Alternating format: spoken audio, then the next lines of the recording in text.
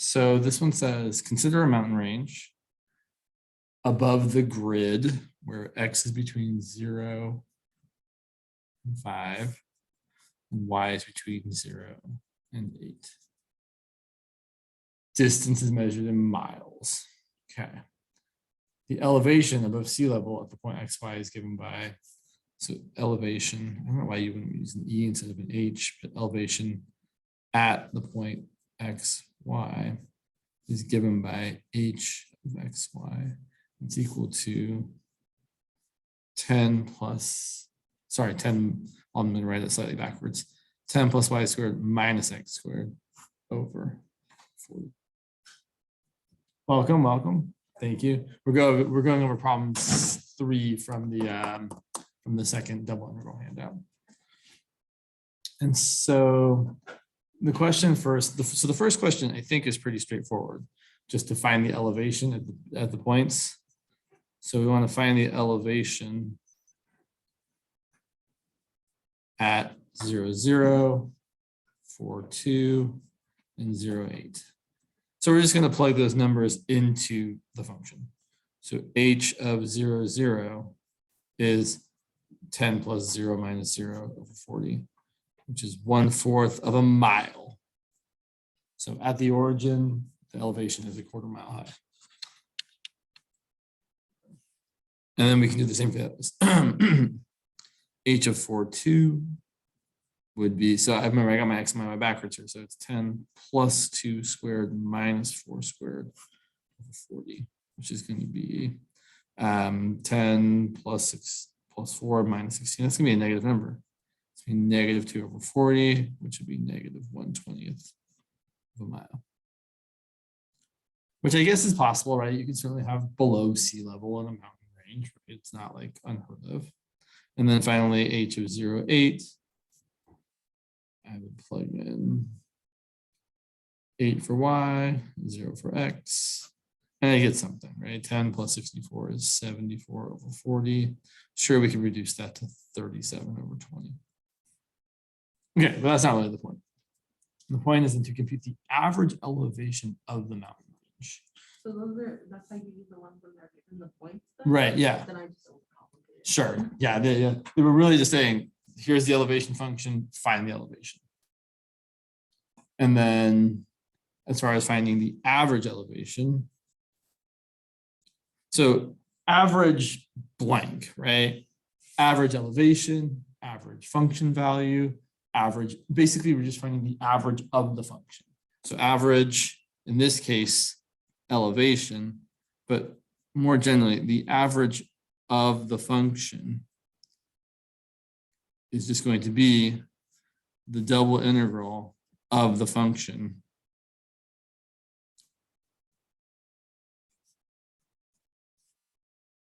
divided by the area of the region. That's always the gist, right? Whether it's temperature or, density or whatever, the average thing is the double integral of that thing divided by the region that it's over. So in this case, it's not too terrible. Since our region is a rectangle, that's kind of like the best case scenario. If your region's a rectangle, the double integral limits are super easy. X is going to go from 0 to 5. Y is going to go from 0 to 8. Our double integral is, our function we're integrating is 10 plus y squared minus x squared over 40. We said y minutes. And then we already know what we're dividing by. Right? The area of the region is 5 times 8.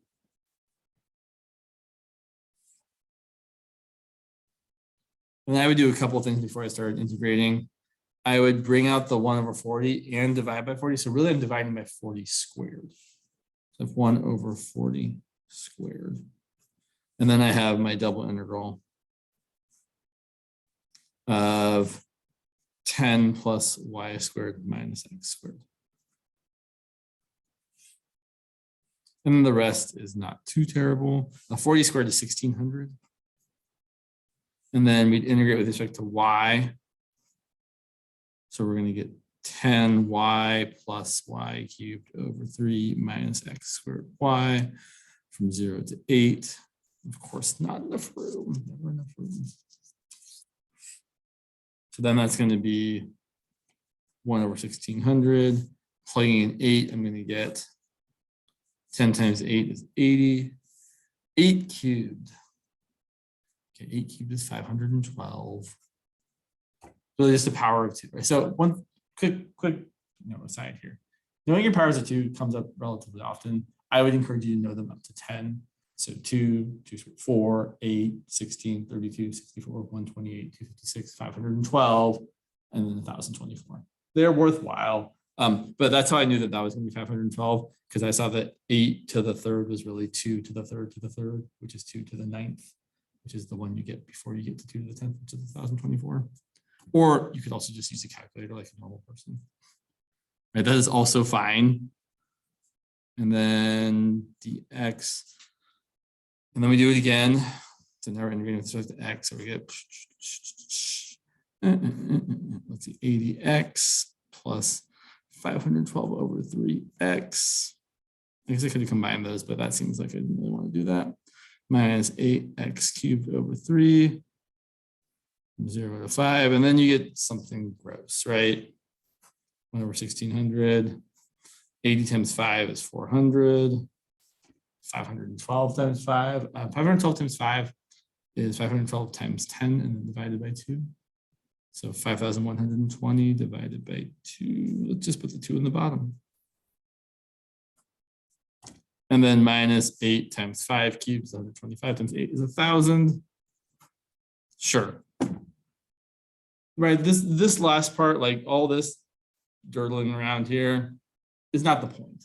Right, definitely you need to be able to calculate these things. But like the point of this problem was figuring out what you're supposed to set, how you're supposed to set it up, and then doing the integral. But like once you're plugging in the numbers, people are kind of like, okay, we are supposed to know how to do that. So yeah. Make more sense? Cool. So let's continue on talking about chapter 10. Let's do a couple more of these solving linear systems of differential equations. So we want to solve, now there's lots of ways I could write the system. I could write it this way. I could say solve dx dt equal to ax, where a is the matrix 1, 0, 4, -1. Also, Prabhat and I were working on problems earlier, and we were definitely doing a problem where we kind of did too much work because we didn't read it very carefully. So definitely there's some problems on the homework where you have to like verify something's a solution. You don't have to find the solution. You have to show like the derivative is equal to the thing. I also could have written this as solve the following system of equations. dx1 dt equals x1, dx2 dt equals 4x1 minus x2. With the initial conditions, x1 of 0 equal to 2, x2 of 0 equal to 10. Both of these things, I mean, with the initial condition part notwithstanding, both of these things are saying the same thing. So we're going to solve them. We're going to solve the system by doing the usual process. So the usual process is find the eigenvalues, find the eigenvectors, throw them into the formula, and then find the constants that we're going to find in the general solution. So we want to find both lambda1 and lambda2, and then the eigenvectors associated with them to get the following solution. And the solution is going to be that x as a function of t is equal to c1 e to the lambda1 t times the vector v1 plus c2 e to the lambda2 t times the vector v2. You definitely want to memorize this. You probably won't be able to help memorizing it because like you'll just see it so many times. But you definitely like, that's the formula, that's our solution. So let's find, oh, this one's, I forgot how great this one was. So we can look at this matrix and know what the eigenvalues are already. The eigenvalues are 1 and -1. And that's because it's the special kind of matrix where you have a 0 in one of the off diagonal spots. So I would say that lambda 1 is equal to 1 and lambda 2 is equal to -1. I did have a question. Yeah. I had looked at my old notes. Uh-huh.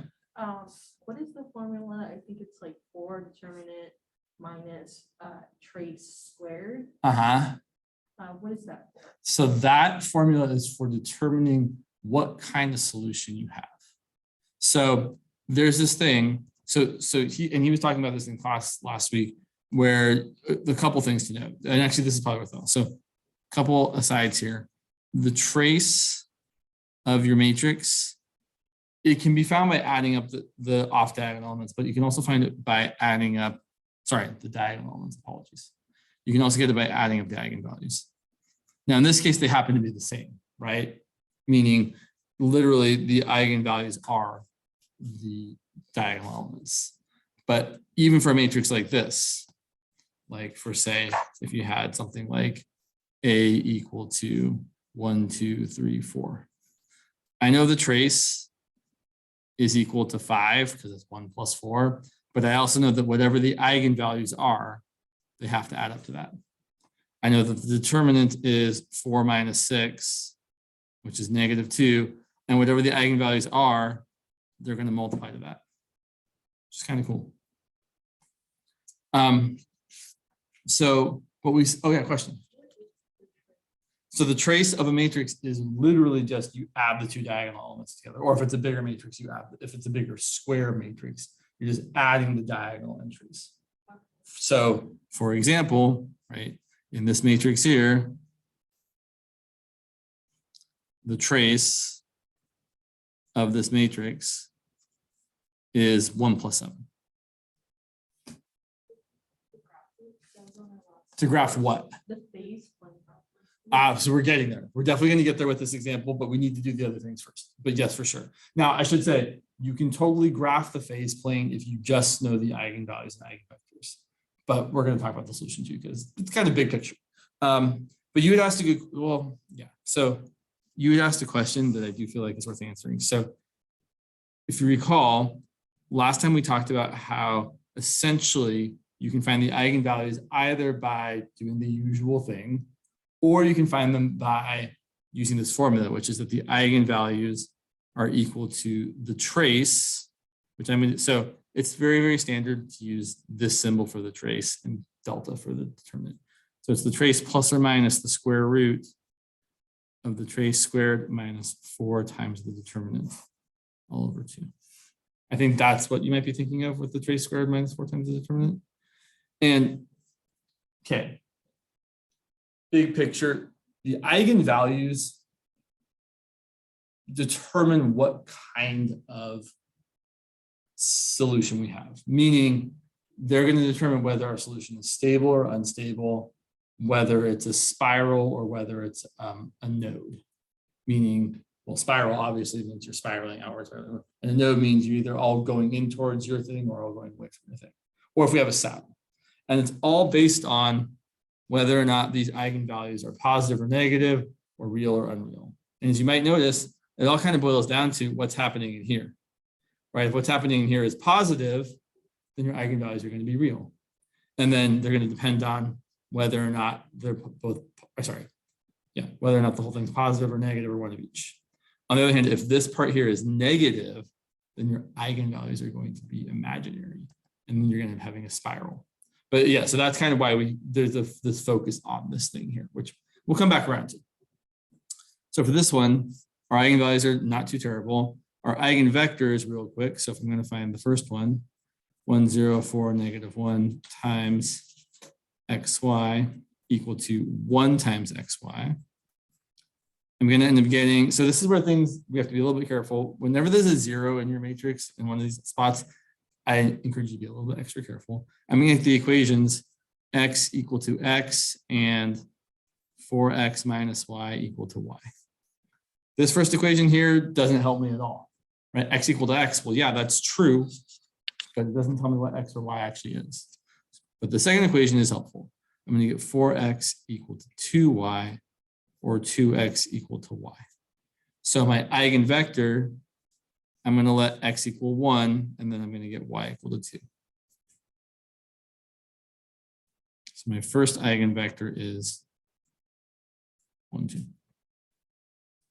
And then the second eigenvector, I'm going to do the same thing. But now I'm going to use the other eigenvalue. So take my matrix. Okay, then. Is there like an elephant out there? It sounds like, okay. So here, this one actually, the first equation might look like it's not super helpful, but it actually is. So look at the first equation, we get 1 times x equal to negative x. There's only one number in the whole world that's equal to its own negative. 0. Or if you don't like saying it that way, you could add x to both sides. And then like, oh yeah, x has to be 0. And if x is 0, we're going to pick anything but 0 for y. But we're usually going to pick 1 because we're not original and we do the same thing every time. So our second vector is going to be the vector 0, 1.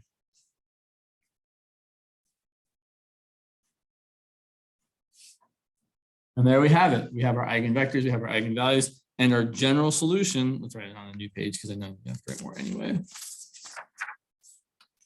So our general solution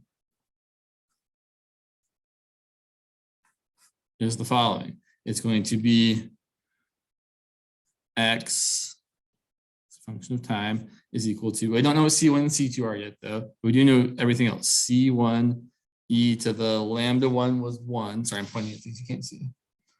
C1 e to the 1 times t times v1, which was the vector 1, 2, plus C2 e to the negative 1 times t times the vector 0, 1.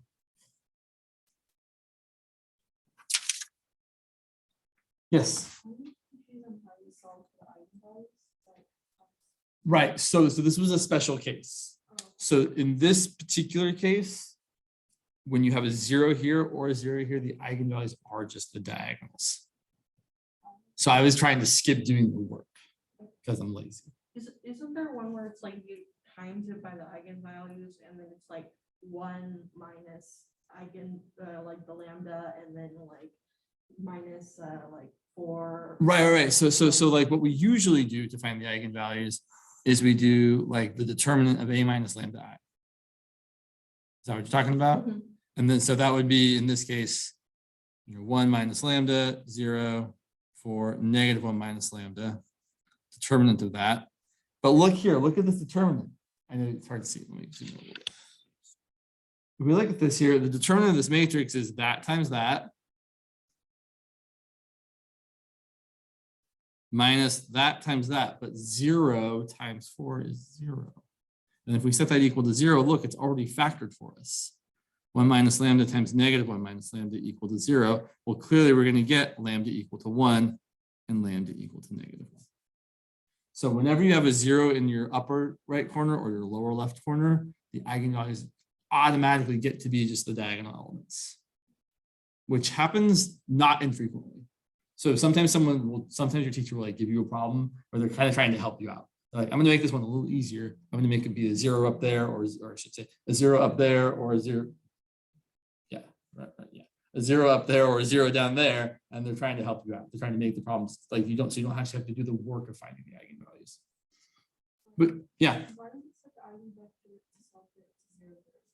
Oh, so fair question, because I don't like doing it that way. But both ways work. So you're right. I totally could have for this. Let's do it for this first one here. Instead, I could have done 1 minus 1, 0, 4 minus 1 minus 1. I feel like this. A minus lambda I, right? Yeah, I'm doing it that right. I feel like this is going to be weird. It's all right. No, it's going to work out fine. So you can do it this way as well, right? Where instead of doing, so I'm doing it what I think of as the more logical way, in that I'm really kind of remembering the important feature of what an eigenvector is. And the eigenvector is the vector that when you multiply the matrix by it, you get a multiple of that vector back. So I really like writing it that way because it's really clear to me that that's what I'm doing. And it works, right? That's the other reason why I do it, because it works. But it is totally, totally valid to do it this way, where you're doing a minus lambda I times the eigenvector you're trying to find and setting it equal to the 0 vector. That will also be fine. And I will point out, and I said this before, oops, sorry. If your eigenvalues are kind of messy, specifically like if they're imaginary or if they are not very nice irrational numbers, like they've got square roots and stuff, then oftentimes this is the better way to go. And eventually we'll get to an example of that. So looking here, you would have 1 times x equals 0. Nope, sorry. That's not a 1, that's a 0. So you have a 0 times x equals 0. Not helpful. That doesn't tell me what x is. X could be anything. And then I also have 4 times x minus 2 times y equals 0. So I get to the same equation. I get 4x equals 2y. I get 2x equals y. And I'm back to my eigenvector there. So yeah, either way is totally fine. Do whatever you're more comfortable with. Okay. So we were writing the solution. We wrote the solution, and then we were going to find the initial conditions, or I should say find the coefficients using the initial conditions. So we had both that x1 of 0 was equal to 2, y1 of 0 was equal to 10. Now this is actually kind of also a special case, might be a strong word, but this is kind of a fortunate case in that when you have a 0 in one of your eigenvectors, it's going to be really easy to find C1 and C2. So if I plug these in, so I'm plugging in t equal to 0 and x and y equal to, sorry, x will, I'm sorry, I wrote y1, but I meant to write x2, apologies. It's using different notation. Let's just write that again so it doesn't look like total garbage. So I'm just going to plug in 0 for t and say that's going to equal, so I'm going to have c1 e to the 0 plus c2 e to the 0, and it's going to equal the x coordinate, the y coordinate, or the x1 coordinate, the x2 coordinate. And now, if you look closely, you can figure out what C1 is really easily. Since that's a 0 right there, what does C1 have to be? Right, C1 has to be 2. There is no other choice. And then finding C2 is also easy because then we know that 2 times 2 plus C2 times 1 has to equal 10. So C2 is going to be 10 minus 4, which is 6. So if you've got a 0 in one of those spots, it's usually real straightforward to figure out what C1 and C2 are. So our particular solution is x of t equals 2 e to the t times 1, 2 plus 6 e to the negative t times 0, 1. I usually prefer to write my solutions like this, but you might see other people or textbooks write it where you write it all as one vector. So instead of writing it as a vector plus another vector, I could write it as one vector, 2e to the t plus 0. And then the second component would be 2 times 2, 4e to the t plus 6e to the negative t. That would also be a way that people write the solution here. There's one other thing I want to say. Oh, yeah. So Dr. Zadell is definitely big on talking about the long-term behavior for your variables, x1 and x2 or x and y. So the question is, what happens to x1 and x2 as time goes on and on and on? Well, we can look, right? That's the whole point of writing the solution. x1 of t is equal to 2e to the t. And we know that that's going to go to infinity as time goes on. In a similar way, x2 of t is equal to 4e to the t plus 6e to the negative t. That's also going to go to infinity as time goes to infinity, because this e to the negative t part is going to go to 0, but this 4e to the t part is still going to get infinitely large. So let's go ahead and try and sketch the phase plane. And how do I want to talk about this? Let's see. Let me think. Yeah, okay, that's what I thought. So, yeah. So we're back. So this is where, when sketching the phase plane, even if it was written in terms of x1 and x2, I would probably change it to being in terms of x and y, just because it's usually easier to think about how to graph that. So I'm going to write it as dx dt equal to x and dy dt equal to 4x minus y, instead of dx1 dt equal to x1 and dx2 dt equal to 4x2 minus x1, or 4x1 minus x2. And so there's a couple things that make graphing the phase plane a little more easy. One of them is what's called finding the nullclines or the isoclines. So the nullclines, I should say, they're called the nullclines or the zero isoclines. I'm a little too familiar. So the nullclines are where either one of your differential equations is equal to 0. So one of the nullclines here is not very exciting. We're going to set dx dt, which is equal to x equal to 0. So one of the nullclines is x equal to 0. Okay, why is it called this nullcline? Like, what's this notation for this word even mean?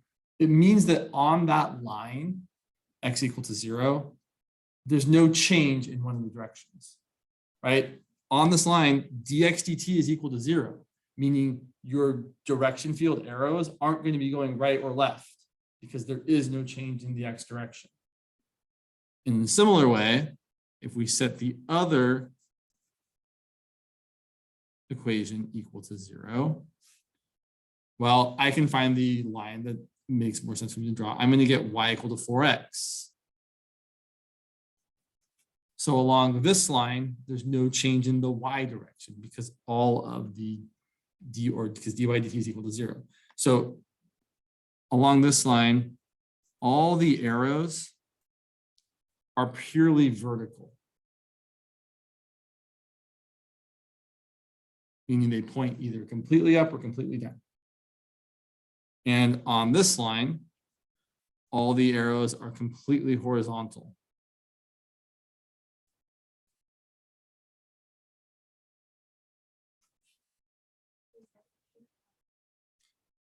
Which part? How did I find the line, or how did I know what's happening on it? What? Well, because, so how did I find the line? I found the line by setting dy dt equal to 0. But dy dt is the change in y with respect to time. What we're saying is, on this line, if y equals 4x, well, if y equals 4x, I get 4x minus 4x, which is 0. And if y equals 4x, that's going to mean that dy dt, the change in the vertical direction, is nothing. So there is no vertical change, which means all the change has to be purely horizontal. Yeah, let's see. So, and we'll try plotting a couple points as well, but let's try graphing this thing. So I recommend, although I kind of failed here, I recommend, if you have colored pens or pencils, if you're drawing things, drawing your two different nullclines in different colors. It's going to make life a little easier. I've already drawn my x nullcline in black. So here's my dx dt equal to 0. So I know that along this nullcline, all my arrows are purely vertical. And on this other nullcline, which I'm going to have a hard time drawing here. Sure, we'll make it. I feel like I never got this one steep enough.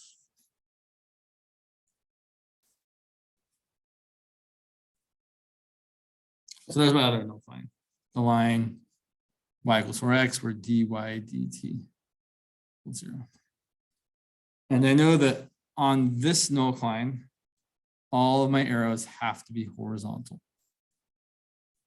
Now, I don't know if they're going right or left yet. I'm going to figure that in a minute.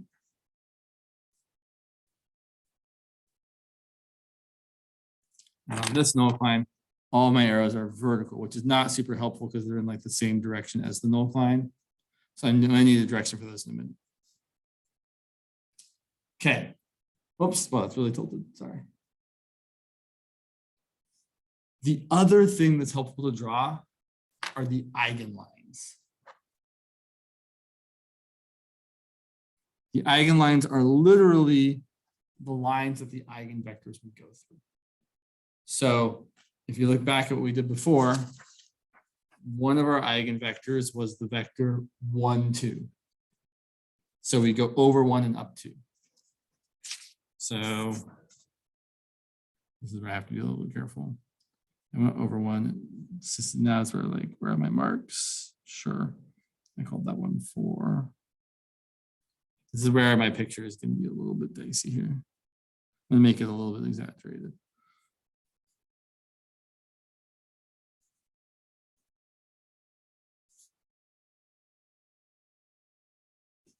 I also wouldn't recommend putting arrows on any of the ends of these lines. I know that's kind of atypical, but we're going to draw arrows that are meaningful later, so we don't want them there confusing us. So there's one of our eigenlines, y equals 2x, right? That's for the eigenvector 1, 2.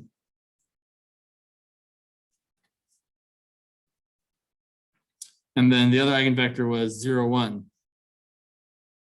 So that's the eigenline y equals 1. Sorry, y equals 0. Oh my gosh, what's my brain doing? Sorry. Ugh.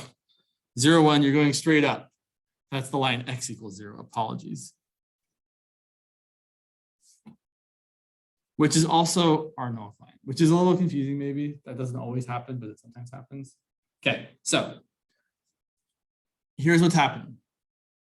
On the eigenlines, your vectors are either, your arrows are either purely pointing in or purely pointing out in the direction of the line. So on this eigenline, which was associated with the eigenvector lambda equal to +1, if your eigenvalue is positive, well, we've already seen that the positive eigenvalue means you're going away from the origin. I mean, maybe we haven't seen that. He definitely said that in class. Where like, right, if you have your positive eigenvalue, your x values are getting very, very large, right? With this positive eigenvalue right there, our x values are getting really, really large. With our positive eigenvalue here, our y values are getting really, really large. So on this eigenline, we are moving away from the origin. Our x and our y are getting larger and larger and larger.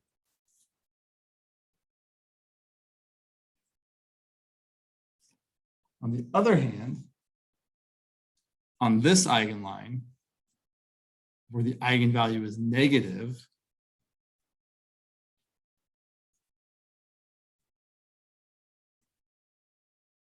well, then we're going inward towards the origin.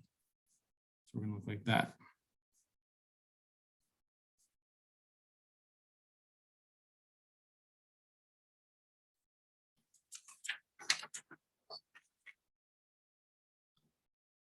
So then you can start asking the question like, well, what happens if I'm starting at my point 2, 10? So here's the point 1, 4, let's say 2, 10, like 2, 10's like way up here. Let's pretend that's it right there. So at 2, 10, well, I'm in this section where I'm going down, but I'm also going to the right. So what's going to happen is I'm going to come down this way. I'm going to cross my my nullcline in a purely horizontal way, right? Because all the arrows right there have to be purely horizontal. And then we're going to continue, but now we're moving right, but we're also moving upwards. So that's kind of the behavior of our actual particular solution. It's kind of interesting. So looking at this, as we started this initial condition point here, our x values immediately get bigger. Our y values get a little bit smaller at first and then get bigger and bigger and bigger, which if we look back at our x and y solutions, yeah, it makes sense that the x values just get bigger, right? Because x is 2e to the t, whereas the y values might get a little bit smaller at first. Because how am I justifying that here, James? Seems a little dicey. I want to justify it, but I feel like I can't. Why is that? Why would that be the case? Sorry, I'm like trying to think about this. Right, that's right. Did I make? Let me make sure I didn't make a mistake. No, that's totally right. Yeah. Why did the y? Oh, I see. Because your y values are starting at 10 when time equals 0. And then, oh yeah, that makes sense. Sorry, my brain got a little bit off there. But yeah, so the y values are going to get smaller because when you plug in 0, you're going to get 4 plus 6, which is 10. But then when you plug in 1, you're going to get 4 times. No, that's still I'm trying to justify this, and it's not like happening. I feel. I think when I used to do the case plots, I just put a random number, like like pick like several different numbers. Sure. And it was like if it was less than 0, it'd go down, and if it was greater, it'd go up. So like. Right, because if we you're right. If we pick this point here and we plug it in there, we're gonna get right dx dt. Some weird noise out there. We're gonna get dx dt is equal to 2, and we're gonna get dy dt is equal to 8 minus 10, which is negative 2. So you're totally right. We should be going in the down and to the right direction. Right. Oh, my brain is not thinking of all the right things, right? Because yeah, I'm bothered by this, but I should not focus on it because it's not a big deal. So which way, which arrows? So that's a good question. So basically it's actually kind of because of what Crystal said there. When we start here, we know we're going down to the right. These arrows here have to be purely horizontal. And now that I know I'm traveling in this rightward direction, I know they have to be pointing to the right. I also could have picked a point on this curve, right? So this is the curve y equals 4x. So I totally could have picked the point like 2, 8 and plugged it into this equation and gotten dx dt equal to 2, dy dt equal to 0. So I know I'm traveling in the positive x direction and not at all in the y direction. So I'm going to the right, not to the left. So if dx dt is positive, we're going rightward. If dx dt is negative, we're going leftward. If dy dt is positive, we're going up. Dy dt is negative, we're going down. Yeah, so phase planes, fun to draw. Let's see, there was something else I feel like I want to say. Oh, I know. So you can also, there is, and I think I mentioned this before, there is a phase plane plotter that you can certainly check out. It's linked in Canvas on our co-class page. But if you throw those equations in here, so like, right, if we did x prime equal to x and y prime equal to 4 times x minus y, and I do think, I feel like there's something here about, yeah, I need to write 4 times x minus y. And then we can graph it. It'll give us the phase plane, which is kind of cool.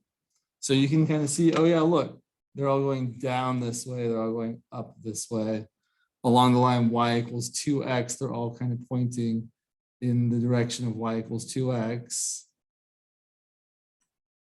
And it's a little harder to see the Nullclines on here, but they are there.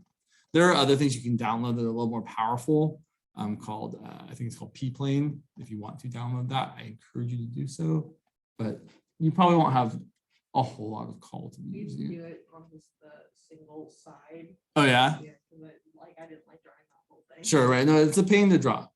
So when you're drawing these phase planes, typically these are the things to keep in mind. So let's look at another example, because I feel like these are kind of, I find these obviously a little challenging, but I know there was a question in the book that had you do a couple of these. So where'd you? Sure.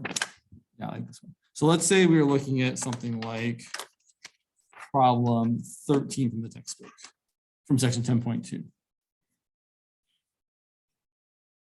Which gives us the following. It's giving us, I'm gonna go to number 14 actually, sorry.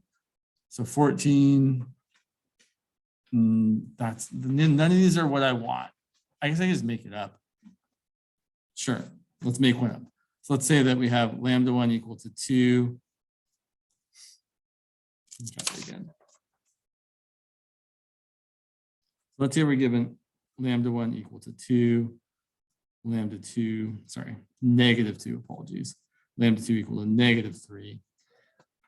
Our first eigenvector is 3, negative 1. Our second eigenvector is 1. We're not given the equations at all, right? We're just given this information. So if I want to draw the phase plane, so I'm going to draw my eigenlines. So one of my eigenlines is going to be y equal to x. Because essentially what you're doing is you're just saying I'm going over 1 and up 1, right? The eigenvector is literally 1, 1. So I'm going over 1 and up 1. My line drawing skills seem to be. And that's associated with the eigenvalue negative 3. And then in a similar way, for the eigenvector 3, negative 1, so I'm going over 1, 2, 3, down 1. You don't even, oops, I didn't need the arrow there. You don't even really need the equation of the line, right? We can certainly get it. If I'm going over 3 and down 1, I'm doing y equal to negative 1/3 x. But you don't really need the equation. You could also have said, no, I guess not really. And so then,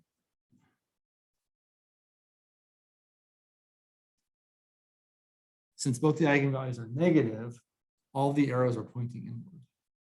So along this line, we are traveling straight towards the origin. Along this line, we are traveling straight towards the origin.